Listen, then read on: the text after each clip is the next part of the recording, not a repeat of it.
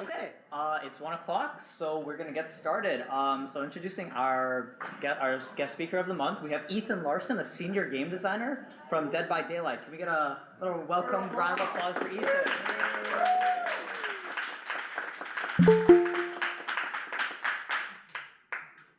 So, by all means, thank you once again, and I'll let you take the wheel.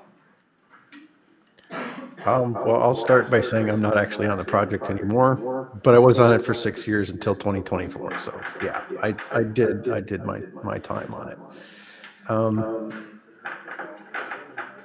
I guess I'll just start with a brief introduction of how I got into game design and how I got where I am today. I started by designing board games when I was a kid. I took existing board games and I changed the rules. And the first one I made didn't work. The rules worked, but it wasn't fun. And so that was an important lesson. Things can work but not be fun. Anyway, so I started playing video games, in the 70s when the rest of us, my generation, did. And I played them in the arcades and at home for since then all the way and through to till now. I just never quit. Learned how to program in the 80s, started programming for video games on my Commodore 64. And then I learned other programming languages, got better at game programming, but I studied physics because I didn't think I'd ever get a job in the game industry. Well, I finally did, got in as a programmer. And I worked for years to become a designer, and eventually behavior gave me the opportunity with Dead by Daylight.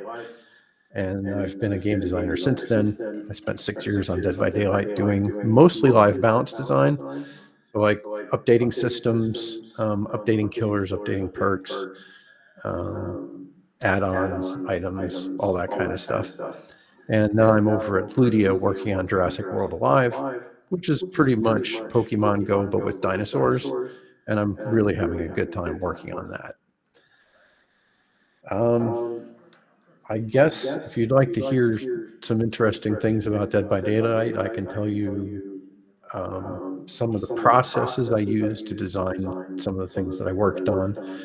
Obviously, I can't go into too many details because of non-disclosure agreements. I can't give away corporate secrets, but I can talk about some of the design work that I did. So I don't know how many of you are familiar with Dead by Daylight. I did see some Legion outfits out there. Very glad to see those. Legion is the first killer I did an update for. So we released the Legion and there were some problems. He wasn't fun to play against, but he wasn't particularly powerful either. I call this the Darius problem. In League of Legends, there's a character named Darius who was no fun to play against, but his win rate was 48%. So people would not want to play against him and they'd ban him all the time. But it wasn't because he was overpowered. So Riot had to find a way to make him more fun to play against and buff him a little at the same time. And we had that problem with Legion. Legion's performance was average, but everybody hated playing against him. We had, I don't know, some huge disconnect rate. People would hear the music and they'd be out. That ruins the game for everybody in there. It's not good. So I was given a couple of weeks to make some updates. That was what we called Legion 2.0, which was much better. And then several years later, I got the opportunity to make the current version of Legion, which is where we put in the chain hit thing. So I want to talk about how I came up with that. So the problem we had with Legion was that in Dead by Daylight, he's a killer. He can move really fast and he can hit people. But while he's in his power, he can keep hitting people. And it was causing problems because you felt like you couldn't get away from him. So the problem was him hitting you and then using his speed to hit you again and using his speed and hitting you again. And it just felt like he wouldn't get off your back. But like I say, he wasn't overperforming. He wasn't getting loads of kills. He was just miserable to play against. So the problem that I saw was that I had to find a way to get him to hit somebody and then want to hit somebody else immediately afterward. And then after they hit them, they want to hit somebody else. Oh, that sounds like a chain system from other video games, right? So I thought, how can I make a chain system for this guy? Why does he want to hit some other survivor? So we set it so that after he hits the first one, he gets a speed boost. But if he hits the same one again, he loses it. So you hit somebody, they get their deep wound, they run off. You find somebody else, you hit them, they get a deep wound, they run off. As long as you keep hitting people without a deep wound, it'll be good, right? Um, we ended up with a problem where we had legions who were getting infinite chains because the other survivors would heal themselves with a deep wound while he was still in his power. He would find them and hit them again. And people were getting 12 and 15 chains and quitting because it was boring because there was no challenge. Okay, so we had to fix that. So what makes you want to, or what makes you happy to have a chain end? It's currently under Legion's power. You could not down a survivor during the power. So what if you could get that down? So we set it so that, okay, there are 4 survivors. Let's say if you get a 5th hit in a row, it downs them. So now you're encouraged to hit survivor 1, survivor 2, survivor 3, survivor 4. And then if you hit that one again, they go down. So now you're really encouraged to go for this 5 chain. It's easier for him to get a 5 chain if the survivors heal their deep wound before the Legion's power ends. And so there's a teamwork aspect for the survivors to counterplay him. If they don't heal their deep wounds, it's better for them. And so you want everybody to know that. And the Legion feels good because he gets to move faster and faster and faster as the chain gets larger, but it cuts off at 5, so it doesn't get boring. And he gets a big payoff of the down. After that, the whole system worked, and it encouraged the right kind of gameplay behavior from the Legions such that people didn't hate playing against him anymore. I'm not sure if they like playing against him in his current state, but they don't hate it anymore. So the disconnect rate went way, way down. And so that was how we solved that problem. It was a pretty big issue, releasing a new killer and then having people not want to play against him. Another problem that we had is killers like to camp survivors. You down a survivor, you put them on a meat hook and they hang there screaming, whatever. Other survivors can come rescue them. Well, obviously, that's another target coming to the bait on the hook. So you can camp them hoping to get another hit, right? It's not the most efficient way to play, but it feels natural to do it. So people do it. I was asked to come up with a system that would reduce that behavior, but not eliminate it. Let's suppose, for the sake of argument, you could not camp at all. Like, just if you get near the survivor on the hook, it teleports you someplace else. That was actually considered at one point.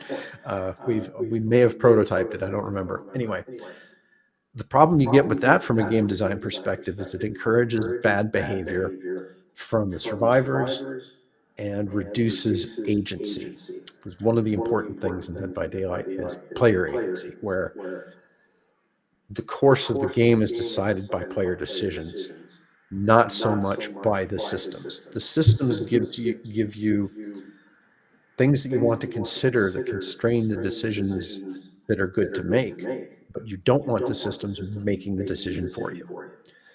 So in this case, what normally happens is killer puts someone on the hook, you're a survivor, you want to go for the rescue.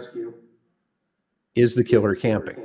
You take a look around, you don't see him. Maybe he's got an ability that prevents you from seeing him, or an ability that prevents you from hearing them because they make noise. I don't know. And then you have to make that decision. Do I go for this rescue or not? I'm not sure. And then you hear the killer hit somebody else across the map. Okay, it's safe. And you go in and you get the rescue. This is a lot of what we call mental load, where you have to think and decide and do things. You are playing the game. You might not be moving, but you are actively listening and looking and trying to decide if the right thing to do is go for that rescue. Now let's try the case where if the killer gets near the survivor, they get teleported out. Survivor's on the hook. You're a survivor. Is there any reason you would not go for the save? Not really, because there's no danger anymore. The killer is not there. So now your mental load is very simple. I can go for that rescue whenever I want, at least until the timer runs out. There's a certain timer. We don't have to get into the details of that. But the point is that the system in that case is making the decision for you. It's easy. Go do the rescue whenever you feel comfortable, instead of all that worrying about whether it is safe or not. So to reduce this behavior but not remove it, I came up with a system where you put the survivor in the middle, and then you put a circle around the survivor. And if the killer is in that circle, the survivor has a timer that goes up. And it reaches the top, they can jump off the hook, so they can rescue themselves. The closer the killer is to that survivor, the faster that timer goes up. A survivor will take damage on the hook after 60 seconds, so I tuned it so that if you're standing near them, it takes 20 seconds. If you're standing further away, it might take 30 or 40, etc. Okay, so now killers can be near the hook, just not too long. Survivors still have to worry if he's there. Your mental load comes back, and you have interesting gameplay and agency again. But let's suppose you have a survivor who's pretty good at running away from the killer, and they want to get their friend off without actually having to do it. They can chase the killer, or have the killer chase them around the hook, and that timer will go up because the killer is nearby, and then the person will get off. Was the killer camping that survivor and waiting and lurking to get a hit? No, they were chasing a survivor. They were playing the game properly. So they shouldn't be punished. So this system, as described, fails to do what it is supposed to do. It encourages bad behavior on the part of the survivors. So I added another part of it that says that there's an amount that the timer wants to go up based on the killer's distance from the hook. That is reduced by the distance of survivors from the hook. So if a killer and a survivor are the same distance from the hook, the killer's not camping. He and the survivor are just there jockeying. And so now the timer doesn't go up, and it's not considered camping. If you've got the killer at, let's say, 5 meters from the hook, and two survivors, say 8 meters from the hook, he's doing what he should do, which is protect the person on the hook from being rescued. The other survivors, what they should be doing is going and doing objectives in the rest of the game, if the killer is there camping. But if they're hanging around, then the killer is doing the right move. And so once we put that system in place, heavy camping became much less of an issue. And we managed to do this without removing decision making from the killers or the survivors. It was pretty good. Going out a little further into the weeds with this game design and possible problems that would happen. Let's suppose you have a killer and a survivor and a wall between them, and the killer has to go all the way around the wall to come back. Are they camping? No, they're not. Should the system take the wall into account? Now the system has to do pathfinding from the killer to the survivor, check that distance and see if that's camping. And then there's a survivor here, and there's another wall. All of a sudden it becomes very complicated to determine what is really camping or not. I'm the killer. I'm near the survivor. There's a wall. Do I understand that it's doing pathing to check it around? How do we tell the players? Not everybody reads patch notes. So if this system works this way, it's more complex. It's harder for people to learn and understand what's going on. So we decided to make that system use only the distance between them. If there were obstacles, we ignored them. And so a killer just knows, if I'm this close, then that camping timer is going to go off. Yes, there's a wall. Maybe it's not fair, but at least I understand what's happening.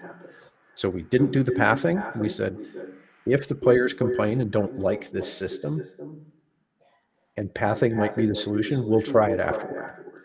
Went out, there was no problem, so we didn't have to do that. But we had that in our back pocket just in case. Um, so this is just sort of an overview of the design process that went into that one system and the sorts of complexities and uh, edge cases and things that you have to consider to make sure that you don't, let's say, break the gameplay in a way that either removes agency or removes cognitive load or reduces the number of choices. I hope that's a good example for you there. So I'm at the 15-minute point. Um, is there another topic you would like me to cover, or should I go over maybe another one of the killer updates, or what do you think? Uh, I guess we want to see if we have any questions from Okay, an audience or anyone in the crowd here, maybe. sure. Shoot. Do I need to get approved or? I think it's okay. Yeah. Alright, go ahead. Oh, okay. Can you hear me properly? I mean, you can ask, see if he can hear you. Like, can you hear me properly or no? I think I can. Yeah. Okay, I was gonna ask, what was your favorite killer update to work on? My favorite killer update to work on. Ooh, let me think, because I updated quite a few of them over the years. I think it was Legion. I was really happy with how that one turned out. But because I already talked in depth about Legion, I'll talk about another one that I really enjoyed doing the update on, and that's the Clown. Or wait, no, Doctor. Doctor, yes. Okay, I don't know if you remember, or again, how familiar you guys are with the game. The Doctor is a killer who likes to electrify people, and he had two stances, which was punishment and treatment. So, is it treatment or punishment? Yeah, treatment and punishment. That was how it worked. So, if you were in punishment mode, then you could hit people normally. You moved full speed. You could down them. You're a killer, right? And then if you switched into treatment mode, you could zap them with electricity, and they would go mad. They would go crazy. Messed with their UI, gave them crazy skill checks. It was kind of nasty. And you had this big circle around you where they would slowly gain this electrified madness. And eventually their madness level would go up and they'd scream and reveal their location, and that was how he found people. But you moved slower in treatment mode. So the trick was that if somebody was screaming because you had zapped them, they couldn't go over a vault or a pallet, which is a way of survivors escaping killers. And this whole thing was just kind of difficult to work with. It was because you had to switch stances after a zap, and then you had to be close enough to hit them. And it was tricky to mess with. So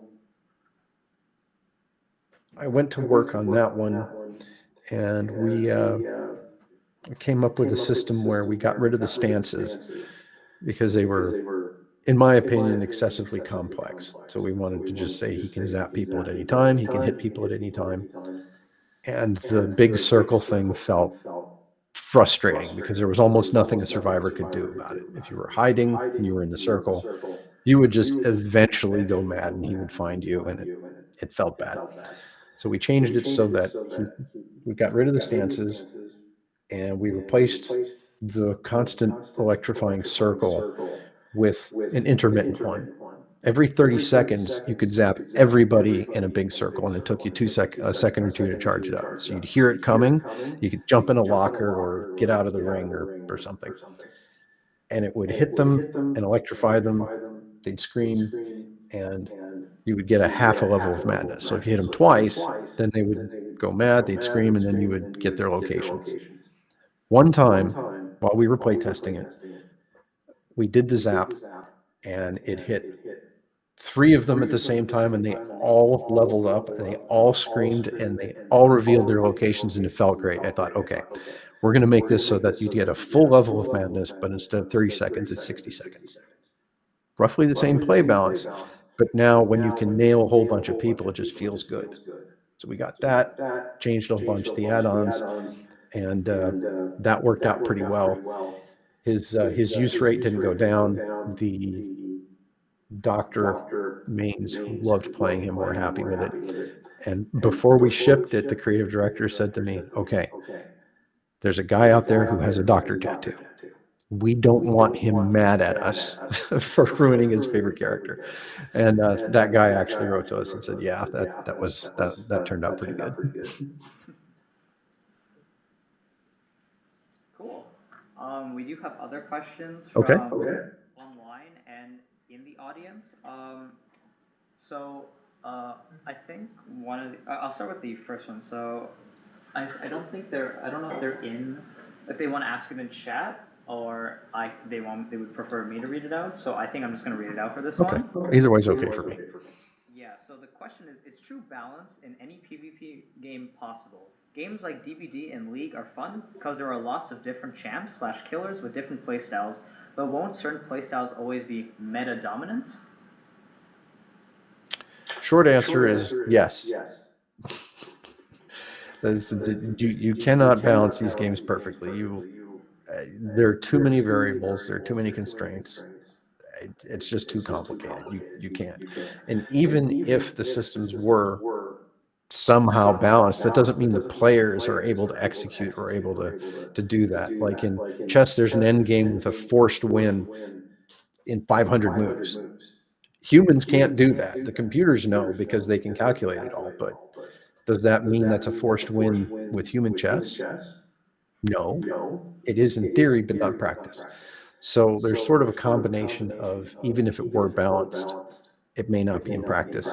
There are player preferences, things they like. But I think even theoretically, with the number of different interactions and different players involved, you cannot perfectly balance a game like that. If you look at the win rates for the champions on League of Legends, they do pretty good. Like 80-90% of the champions out of 150 now have win rates that are between 45 and 55%. Now, I know that people are like, oh my God, it's 55%. That's huge. That means you need to play 20 games with that champion before you win one because the champion was overpowered. So 5% is not much. In chess, white is overpowered by between 4 and 6%. So if most of the champions in League of Legends are balanced as well as chess, I think they're doing pretty good. When you see one that's off more like 10 or 15%, okay, yeah, that's way out of line. But we know that they work on those and try to pull them back.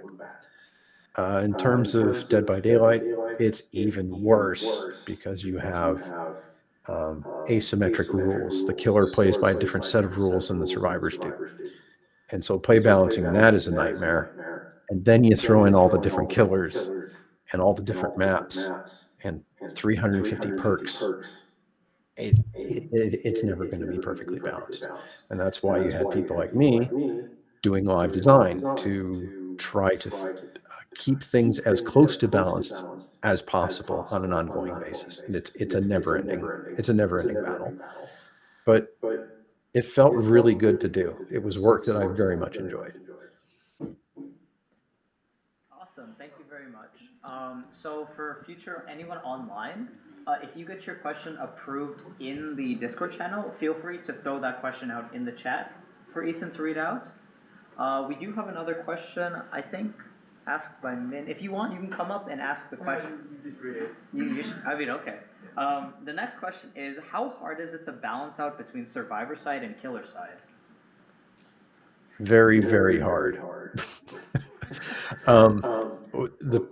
Okay, let's say for League of Legends, you have a problem with a character like Darius, and you fix Darius. Either side can use him, right?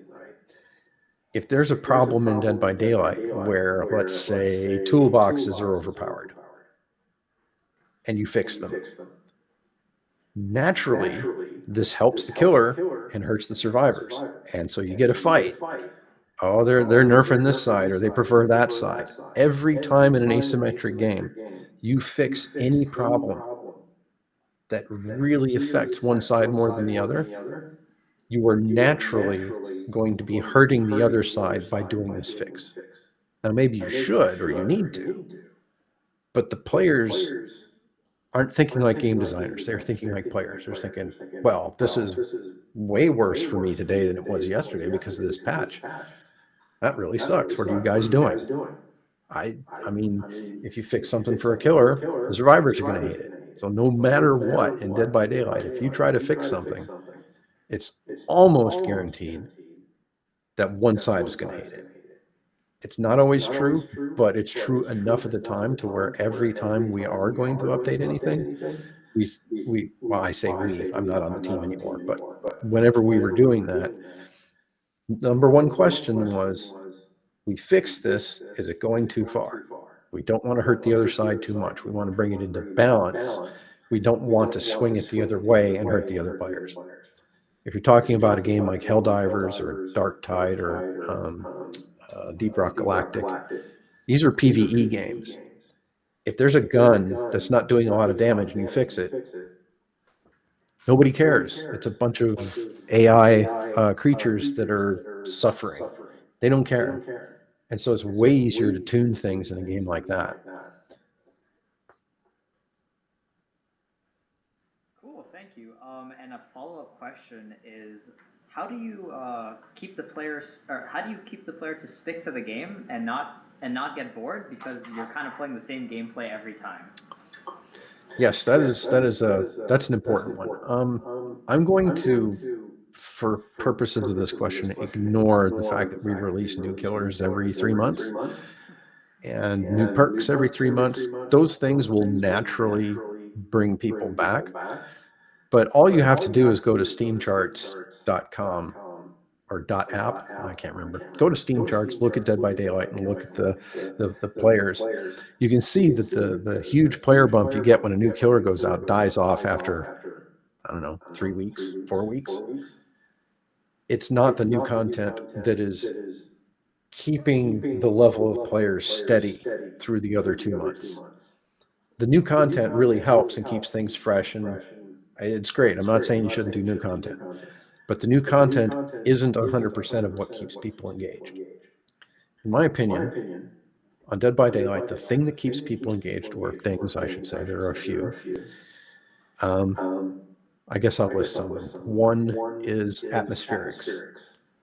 If you look at other horror games that are multiplayer and you compare it with Dead by Daylight, the creative director, Dave Richard, is very good at keeping the tone of Dead by Daylight exactly where it should be.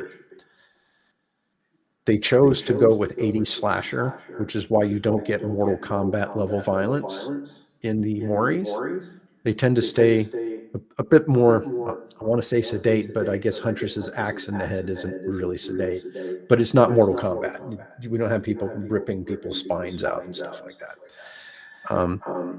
We have that, and the quality of the voicing is top notch. Whenever you hear survivors scream, they sound like real screams. They sound like people that are really and truly in pain. It doesn't sound like an actor who's been told to scream in a studio. And one of the interesting things is that up until maybe year 3, the voices were done by behavior employees. So like the lead UI artist did, like, I don't remember if it's Meg or one of them. And our sound director, genius guy, really knew how to get that right.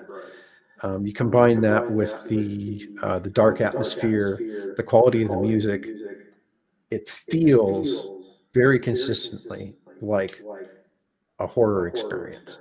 Now, we know that it's a PvP game, and once you log 100 or 200 hours, you're not going to get jump scared anymore by things. You're more familiar with it. It's not actually as scary anymore, but the atmosphere of horror permeates the game completely. That keeps the tone consistent, and it helps you stay involved in the world.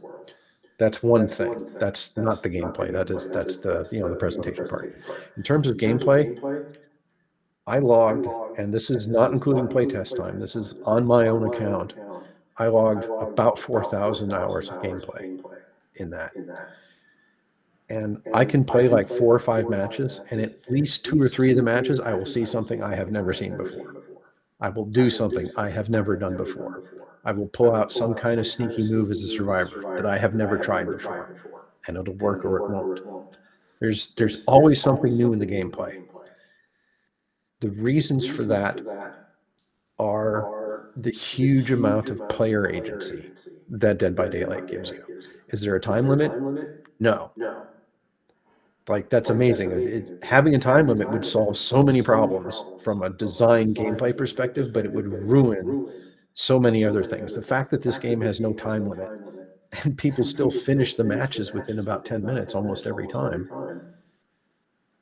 is tribute to how strongly the gameplay systems and the setup of Killer versus Survivor result in players wanting to engage with each other and resulting in a certain kind of antagonism that keeps things.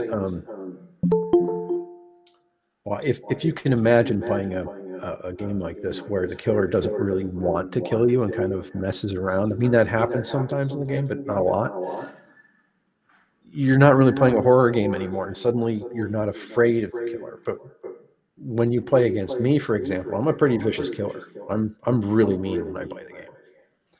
You're not going to get anything. I will not give you anything. So anything you get, you earn. And with that antagonism, the openness of things that you can do, we don't restrict the player's actions as much as you might. You take those things and you combine that with the PvP element, where you're always playing against people and not robots for the most part. There's a few exceptions where bots will come in, but mostly you're playing against people. Add all of that together. I hope I haven't lost the train of thought here. You add all that together and you get an experience that is immersive, differing, fun, challenging, and because we add new content, varying over time. That is a lot of reasons to come back and keep playing the game. Awesome, thank you very much. Next question, did you want to? Will, do you want You to? just read it. Yeah. Are you sure? Okay. Yeah, you got it. The next question is, how do you feel about the new slugging and tunneling changes that were announced recently? Okay, that's an interesting one. Let me see. Oh man, I wrote an extensive blog post about this on Reddit, and I can get a link for you if I can find it. That'd be great. Just a second. Okay, search that by /u/. Will that bring up that? DVD concept. Oh no! No, that's 4 years ago. Self-unhook should be. Oh, can you sort by new? There it is. I can't find it. Anyway, I'm not going to take up any more time trying to look for this. I can get it later, and I can send you guys the link, and anybody who wants it can get it. So short version. I'll give you the short version.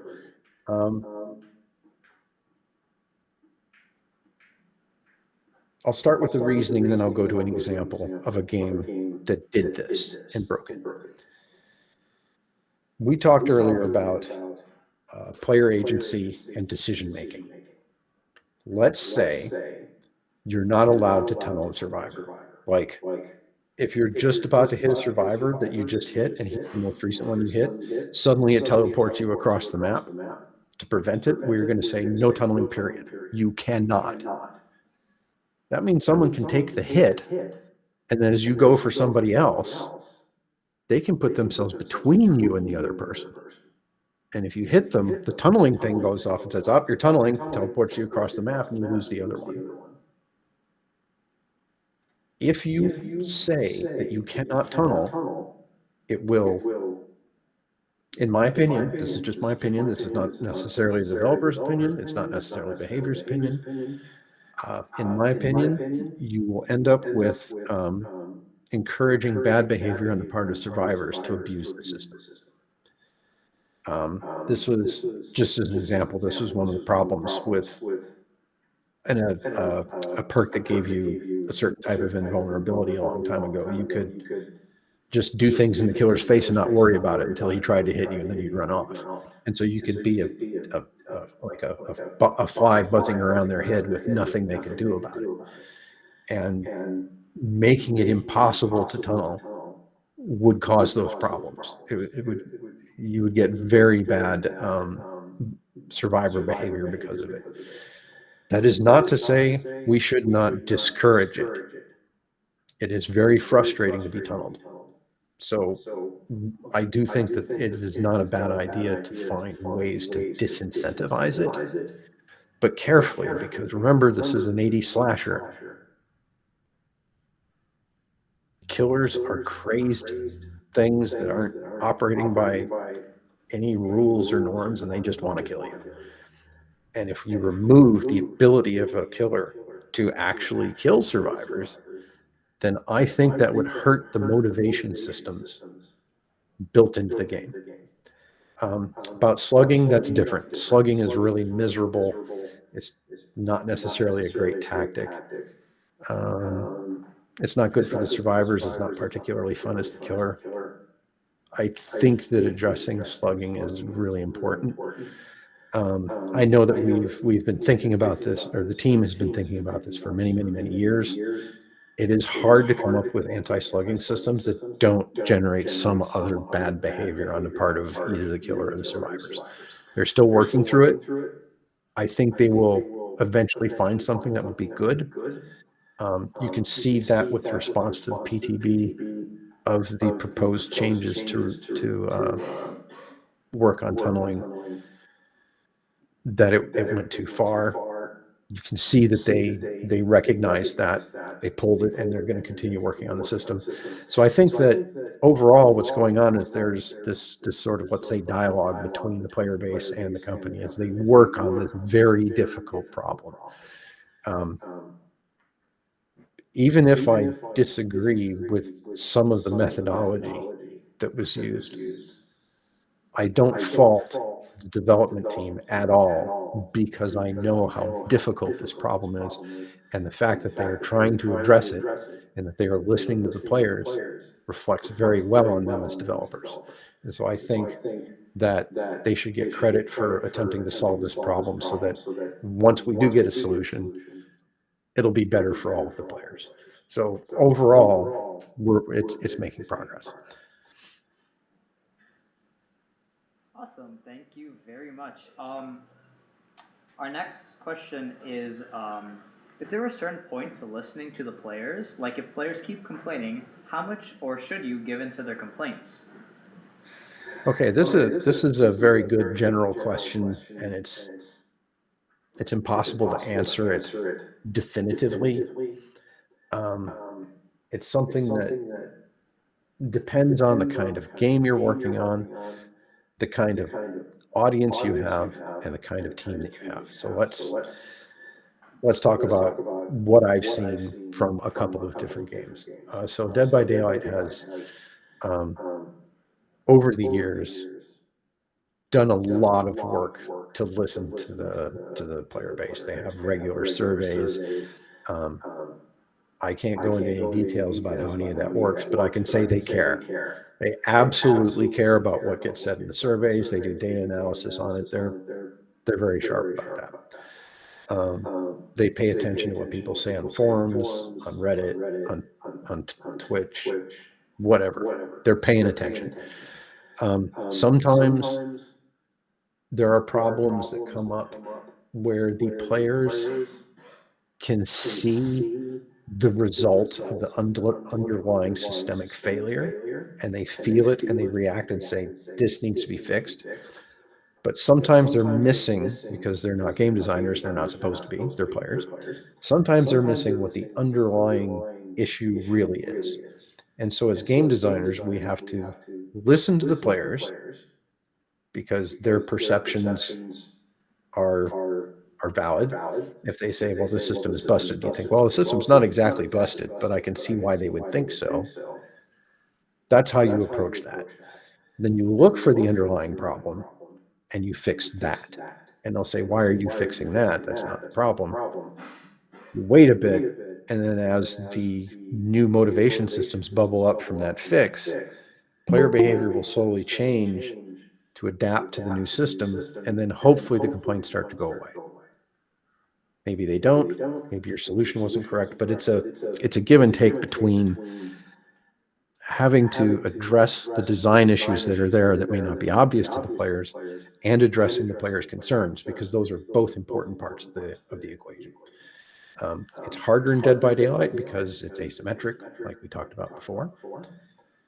If you look at something like, let's say Helldivers, where it's the players versus the computer run bugs and bots or whatever, what they're trying to get is that they want the players to have fun and like the different weapons they can use and different strategies they can choose. But they also want the game to remain a challenge, because if you get bored and there's nothing more to really try, you'll start to see players leaving the game. And so they have to ride a balance between keeping it challenging and letting the players have fun. Like if they nerf a weapon that's overperforming, sure enough, someone's going to say, oh, just let us have fun. It's like, well, yeah, but if it's overpowered, it's all you will use. And then that's not really fun, is it? And so again, you get this thing where you have to listen to the players, but the underlying problem might be different. Like the underlying problem could be that a particular gun being overpowered, let's say across all three of the enemy factions. Well, now you're using that same gun no matter who you're fighting. That removes player agency, that removes choice. Well, you could play substandard guns, but if you're playing to win, you end up with fewer choices, and it's not good. So that team will often change weapons such that it might feel overpowered against one faction, but it is definitely not against another faction. There's a rocket launcher that's really good to use against the bugs. It's not so good against the Illuminate. And so now they've given you things to explore as you fight the different factions, different weapons to choose, different strategies to use, different ways you interact with your teammates. And so that's sort of how you get at that. But overlying the total question is, like I say, you have to know your audience, which is very different between those two games. You have to know your systems, and that one's PvE, one's PvP. You have to check whether, it's different whether they're asymmetric games. There's all these sorts of things come into the exact way that you're going to interact with and listen to the feedback from your audience. So it's a complex thing that you have to do a lot of work to understand. Thank you very much. Our next question, do you want to ask? Sure. So as someone who... Wait, do you want to come with Sorry, I'll come up a little closer. As someone who kind of started off on a different path before getting into game development and kind of did that second, do you have any advice for someone who is kind of doing something very similar and feels like, maybe doesn't feel behind, but like is getting into it later? Oh yeah. It kind of depends on what kind of development you want to do. Like if you want to do 3D modeling or game design or programming. So I will talk about the ones that I know, which are programming and design. Now, this is a while ago. I got my first job in the game industry in 2000. But it probably still holds. A good way to show a video game company that you are capable of doing the work is to do the work. Program your own games. It doesn't matter if they don't look great, because you're a programmer, you're not an artist. That's fine.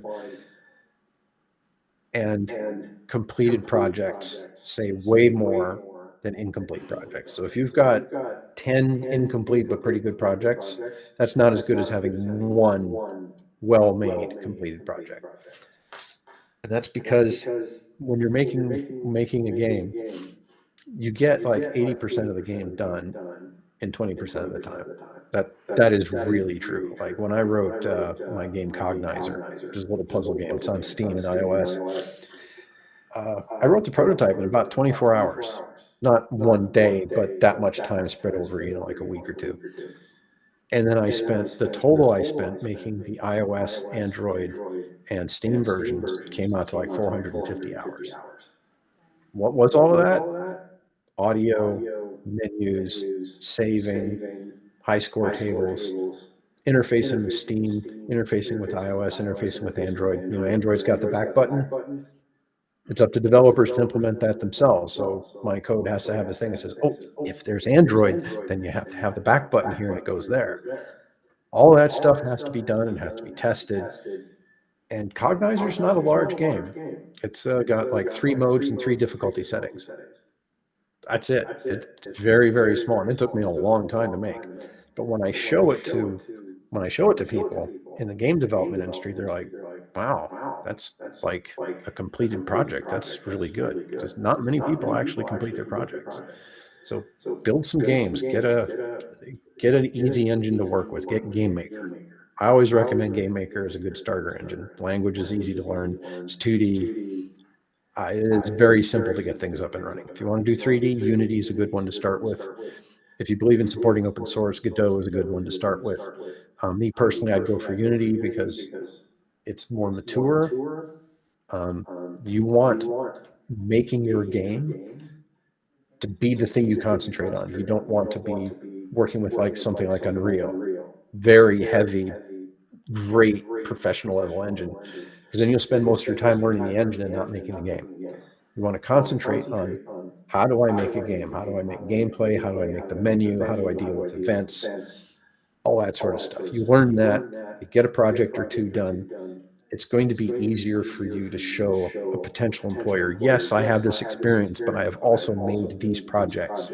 That shows that not only am I interested in it, but I know the process, I know what it's like to complete a project, and that you're not just dabbling. It shows that you're serious. When I was coming into the industry, we didn't have game design programs. And for programmers, they often just hired computer science majors because there weren't game programming programs. So that was really sort of for my time. But I think that today it's still true that you do a studio and you have a job application. You say, here's a game I made. Say, okay, that's pretty cool. Let's talk to you and see, if your interests and your abilities fit what we need. From a game design perspective, my path was weird in that I was a lead programmer and I switched to design. That was very, very strange. Most people are thinking, don't you miss programming? No, no, I don't miss programming. I mean, I'm not bad at it, but I don't miss it. In that case, it's a matter of, for me, it was a matter of always trying to contribute to game design conversations through my work as a programmer. So I'd be working on programming something and I go to the designer and say, what do you think of this? And they say, well, I don't know. I'm like, okay, this is just an idea. And the people around you will start getting the idea of whether they like the way you design things or not. And over several years of behavior of me doing that, they became confident that they could switch me over as a designer. When it happened, I can design things, but I was not a professional game designer. I needed a lot of training on how to do the job of a game designer, which is very different from just designing games, if you know what I mean. So maybe I would guess that taking night courses for game design today would be a thing that would help because, we didn't have them when I was doing it. Read up a lot on game design. There are a lot of good books. You want to read dev blogs. Like one of the reasons I was able to do my work on Dead by Daylight as a live designer is I read all of the Riot dev blogs for 5 years on League of Legends. So I've got a lot of information on how they approach problems because they're very open about their process. They love to explain how they thought about things, the wrong things they tried. And I learned a lot from that. So that's a very good thing to do.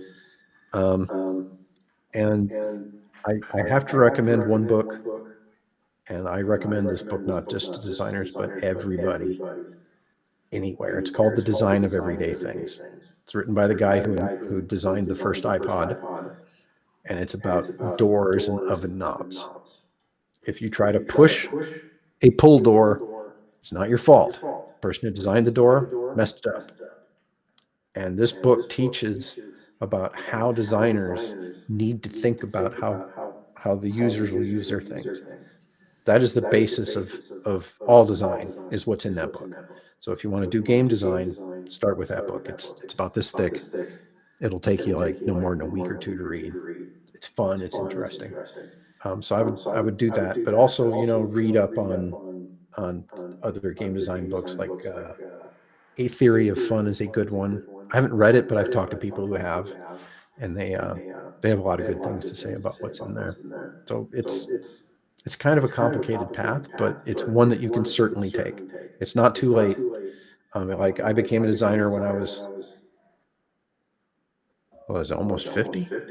Something like that. I mean, I was a programmer for, all these years, and I was a scientist before that. And I made the switch to game design later. So it's never too late. Thank you very much. Yeah, thank um, so next question was this asked this Super Blazer room. Was that anyone in the audience? Do you want to ask the question? No, So- you can ask. Okay, sure. So next question is, what was the process of pushing or coming up with changes for major problems? Because some killers had major problems with their balance for years before getting a nerf, which seemed like just changing a single integer to fix. Most famous example being Huntress having 5 insta-down hatchets for years.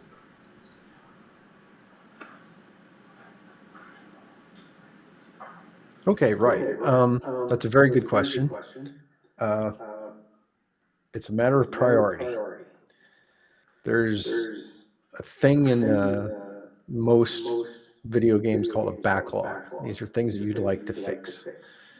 And every release cycle, which on Dead by Daylight's every 6 weeks, every release cycle, you look at the things that you want to build, and that means like the new killer or the new perks or whatever, and you look at any time that you have left to fix things.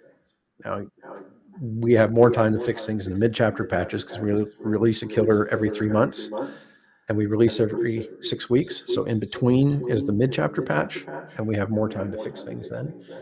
And so we look at the backlog and say, what do we want to fix? And you go through the backlog and you prioritize it all. And then some things come up to the top. You look at how much development time you have. You take those, put them in, and you decide to fix them. And we knew that the iridescent head giving 5 insta-down hatches was not great. But a combination of the other things that we wanted to do seeming more important, and looking at the data of how much of an impact that add-on had on the game, led us to prioritize other things over time. We did eventually get to it, as you know. It felt like it took forever, as you know. But it's always a matter of prioritization. There's so little room in a game development pipeline to put things.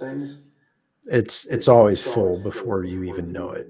Like the release pipeline on live games is often full a year in advance. You already know what you're going to do a year in advance. So sometimes when a problem crops up, if it's going to take like a month to fix, it's just not going to get in the schedule for like a year unless it's absolutely terrible and can't be lived with. If it can be lived with and doesn't destroy the game, then like let's say a crash bug, for example, or something that would allow killers to just kill people on first down, if it's not something that horrible, then it has to go into the prioritization pipeline with everything else.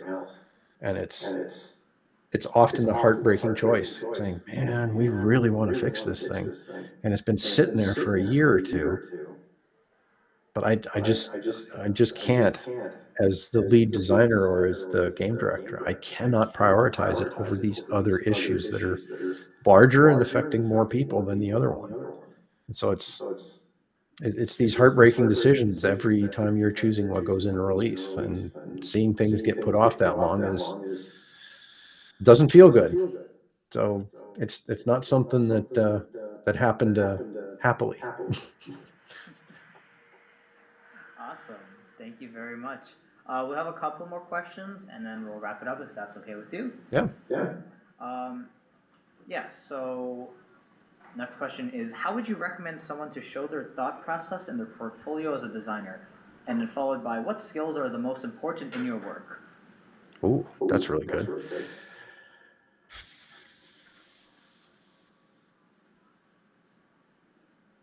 I'm thinking. I'm not broken. I'm thinking.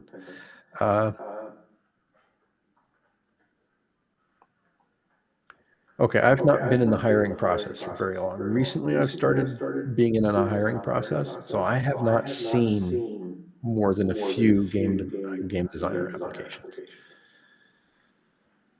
If I wanted to see somebody's thought processes on their game design work, then what I imagine I'd be looking for is some sort of illustration of where they started, things that they tried, and then the result they ended up with. Just as a brief example, when I did the clown update, he had the purple bottles, makes a purple cloud, slows down survivors. You throw one of those, makes a place the survivors don't want to go. I want to have the clown have 3 different color bottles so he can juggle them as the reload animation. That'd be so cool. Oh, we don't have time to do the juggle animation. Okay, we'll just make it 2.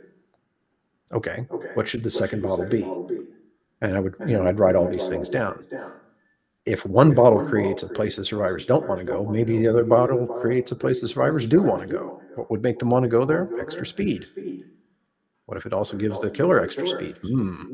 What if it takes a while for it to appear? Now you've got tactics and ability and skill and how you place it. Okay, that sounds interesting. Let's play test it. Prototyped it, play tested it. It worked. It went out.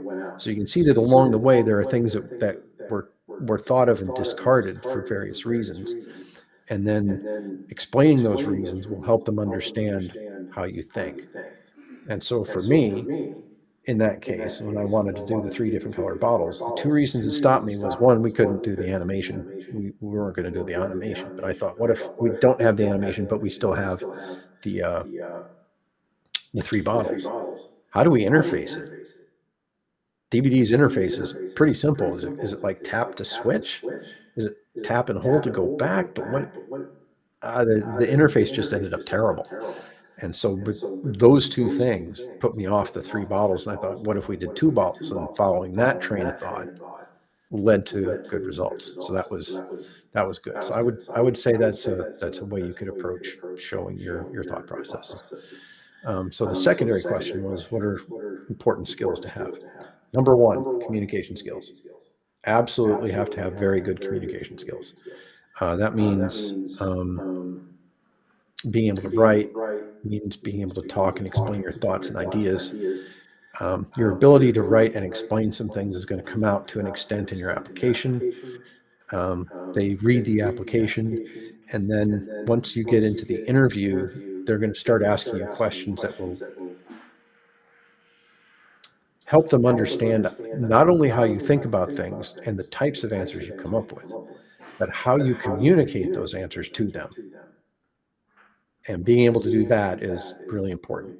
Other things that are important: attention to detail. You really got to notice the little teeniest things in your game designs.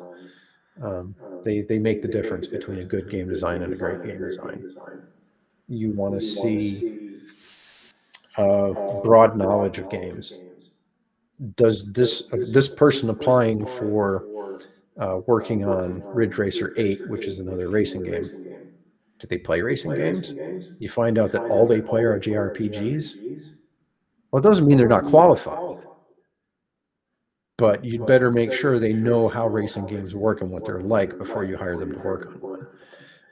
I've known people who don't remotely play the kinds of games that they work on, and they do great work anyway. Like, just as an example, one of the killer designers plays turn-based RPGs. Doesn't play multiplayer stuff much, but they do a great job working on Dead by Daylight. So it's showing that you have some knowledge of the genre you're going to work on can help. It's not necessary, but if you don't have it, you better make sure that you can explain why you'll still be able to do this design work. Um, Having a broad knowledge of a lot of genres of games is good. Different platforms is good, like if you know mobile and PC and console, and you have ideas how these things work, that's good. It makes you more flexible. They can put you on different projects. It means that you might think of things from another sphere of influence that could be useful here. Um, like the guy who came up with Balatro, like, hey, let's take poker and mix it with roguelite. So he had a good understanding of roguelites, and he realized that if you want to use pattern matching, the patterns people know are poker hands. Everybody knows those. Balatro has nothing to do with poker except it uses that as its pattern matching thing. So in your design approach, you want to show that you have a broad range of ideas and experiences to draw upon. I'm sure there's more, but I think those are some of the highlights. Wonderful. Thank you very much. We are at 2 p.m., but we still do have a couple of questions. So if you would like to keep going, if that's I can take a few more. Yeah, that's fine. awesome. Thank you. Okay, great. Our next question is: in your time at Behavior, what was your favorite thing you worked on? Killer, player, map, and what would you say a takeaway you got from it would be?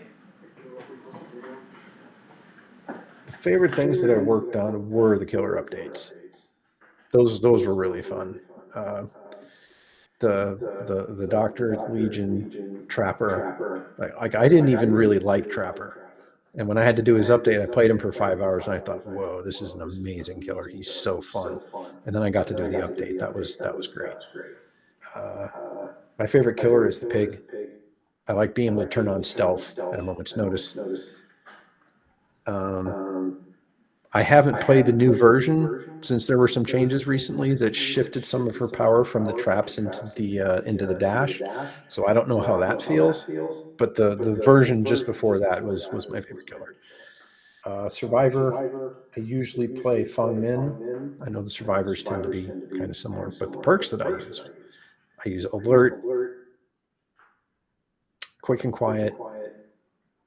What are the other two?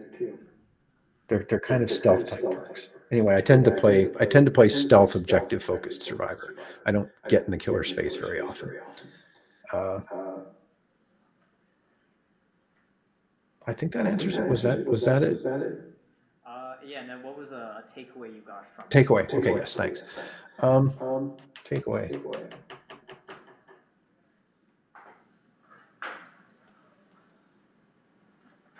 It's really important in design work to understand the team that you're working with and know who to ask for what help. I tend to be what I call a fairly conservative designer. I don't come up with things that are like light years outside the box. I'm very good at tuning things. And I had to design something that was way outside the box. And I knew this one designer who's very good at that. And I said, could you brainstorm with me for half an hour on this? Because I need to find something that's way far out there. And they said, oh, yeah, sure. I got a half an hour. And then we worked it out and it worked. There's no shame in getting help from people. In fact, people love helping each other in this industry. Anytime you ask for help, they'll be like, yeah, I would be happy to help you with that, especially designers. They love that. So keep that one in mind. And I think that applies for other jobs as well. And if you need help, don't be afraid to ask for it. Really good answer. And for our final question is, how do you know when to scrap a design idea and move on to something else? Oh, oh, that's a difficult one. It depends on the kind of problem you're running into. I was working on a word game. I don't know how familiar you guys are with an old game show called The Price is Right. but it had a little game in it called the Cliffhanger, and you had a hill and a little guy, and they would show you a product and you'd guess the price. The amount of cents that you were off was how far he would go up. And it played little music, doot, doot, doot, doot, doot, doot, doot, and then he'd stop because they wouldn't say you're 5 cents off. He would just start moving, and you don't know how far off you are until he stops. You're like, because if he falls over the edge, you lose. So you have to do 5 products without going over the edge. Brilliant game, really, really works. I was working on a word game, and somebody wanted to do that for words. Great idea, right? You've got suspense, you've got player guessing, you've got win and loss. It's very nice. But if you guess A and the correct letter is U, the distance between those letters is huge. Is that a bad guess? Not necessarily. I mean, if it's supposed to be a vowel there, then any of the vowels is a good guess, but the difference between the distance between them is basically random. The alphabet order is basically random. And so the error margin from a guess is essentially random. You can't make this work. And from a logical perspective, you can see that the problem has too many constraints to have a gameplay solution, and so you drop it. You just say, this isn't going to work because the alphabet is random. We have no way of evaluating how good a player's guess is. So you toss it. Another thing that can happen is investment. Let's say you prototype something, feels pretty good. You spend more time on the prototype, still feels good.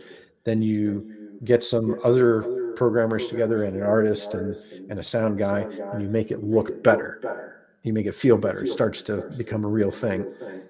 And then you realize that it doesn't actually work that well. The sunk cost fallacy comes up. We've spent all this time, we can't drop it now. You have to keep it in your head. The sunk cost fallacy exists, and it will cause us problems if we're not careful.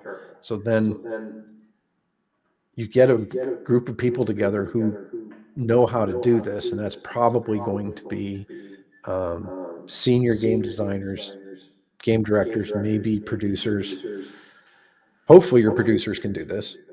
You sit down and you take a look at what you have, what's not working, and you try to decide if there is a way out of the hole that you've dug yourself into, and if that way out will be cost effective in the long run.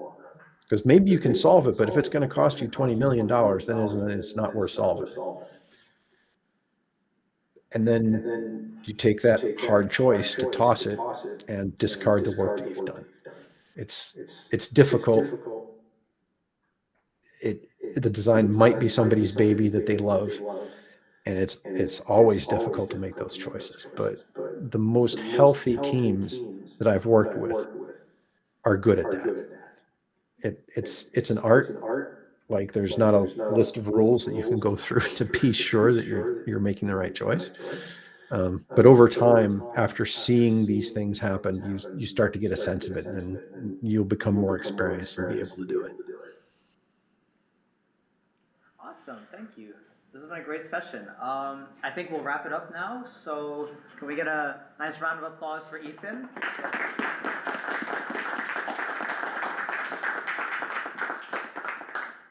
And if you want anything you want to close it out on. I'll just say thank you so much. I appreciate you taking the time to listen to the things that I had to say. And I wish you the best of luck in your future endeavors.